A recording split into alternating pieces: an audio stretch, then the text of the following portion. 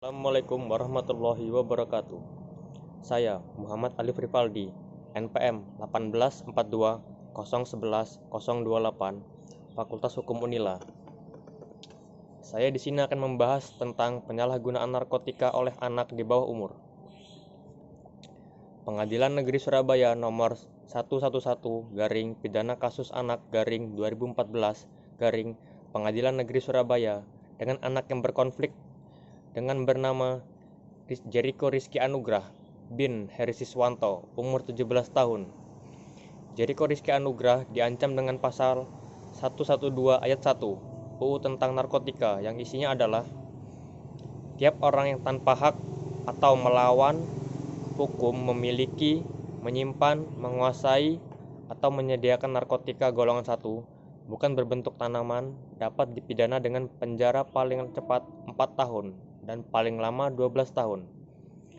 Denda minimal 800 juta dan denda maksimal 8 miliar rupiah.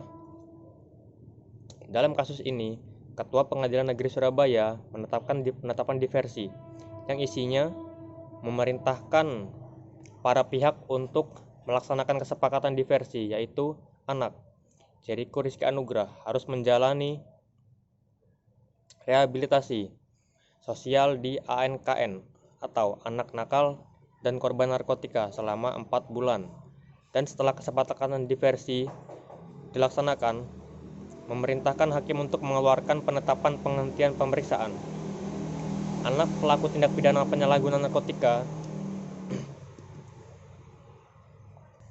berdasarkan pasal 67 UU PA, bagi anak yang menjadi korban penyalahgunaan narkotika dilakukan upaya pengawasan, pencegahan, perawatan, dan rehabilitasi. Apabila UU PA mengatur tentang perlindungan khusus bagi anak korban penyalahgunaan narkotika, UU Narkotika juga mengatur mengenai tentang korban penyalahgunaan narkotika secara umum. Berdasarkan pasal 54 UU Narkotika, korban penyalahgunaan narkotika wajib memiliki riwayat tidak pernah melakukan tindak pidana untuk menjalani rehabilitasi medis dan rehabilitasi sosial. Prinsip utama pelaksanaan diversi yaitu tindakan persuasif atau pendekatan non-penal untuk memberikan kesempatan bagi seseorang yang melakukan kesalahan untuk memperbaiki kesalahannya.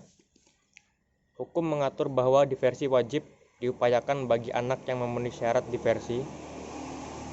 Syarat diversi dalam PP 64/2015 sama dengan syarat diversi dalam UU SPPA, yaitu diversi diupayakan bagi anak yang diancam dengan pidana penjara di bawah 7 tahun dan belum pernah berbuat tindak pidana sebelumnya. Sedangkan dalam Perma 4/2014 diatur bahwa diversi wajib diupayakan bagi anak yang diancam pidana penjara di bawah 7 tahun maupun di atas 7 tahun. Bahwa Filipina dalam aturan hukumnya bisa menyeimbangkan antara kepentingan anak sebagai pelaku dan anak sebagai korban secara seimbang. Artinya, selain memikirkan kepentingan korban, Filipina juga memikirkan kepentingan pelaku. Karena dalam posisi apapun, mereka tetaplah seorang manusia yang dikategorikan sebagai anak yang memiliki karakter khusus yang harus diberikan perlindungan. Di Indonesia, diversi hanya dapat diupayakan untuk tindak pidana yang ancamannya di bawah 7 tahun dan bukan residivis. Padahal, lebih baik jika diversi dapat diupayakan untuk setiap jenis tindak pidana yang dilakukan oleh anak. Hal itu terlihat akan lebih memberikan perlindungan bagi pelaku anak. Seperti yang telah dijelaskan di atas, bahwa negara Filipina melakukan atau menerapkan proses diversi pada semua jenis tindak pidana yang dilakukan oleh anak. Artinya, dalam setiap penyelesaian perkara anak berhadapan dengan hukum negara ini selalu melibatkan pelaku, korban, keluarga pelaku, dan korban serat. Pihak-pihak lain yang berkepentingan dalam hal ini untuk sama-sama mencari penyelesaian dan kesepakatan tanpa dibatasi oleh jenis atau ancaman pidana yang dilakukan. Negara ini benar-benar memberikan perlindungan yang mengedepankan kesejahteraan demi kepentingan terbaik bagi anak.